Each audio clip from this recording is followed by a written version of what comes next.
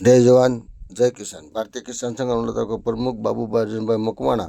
આજનો આપણે બોલવાનું એ બાબતમાં છે કે તમે જોઈ રહ્યા છો આ વિડીયોની અંદર એક વિકલાંગ બાળકના માતા પિતાની ઉપર કેટલો વાલ કરે છે, પરંતુ આ માતા પિતાને અફસોસ પણ હશે, કારણ કે આ માતા પિતા ઉપર જે આ ઘરની અંદર આ પરિવાર ઉપર પહાડનો તૂટ્યો હોય એવું દેખાતું હોય છે. કારણ કે એક ઘરની અંદર એક બાળક આવું બીમાર હોય તો ગમે તે માવતર પણ લાચાર બની જાય છે.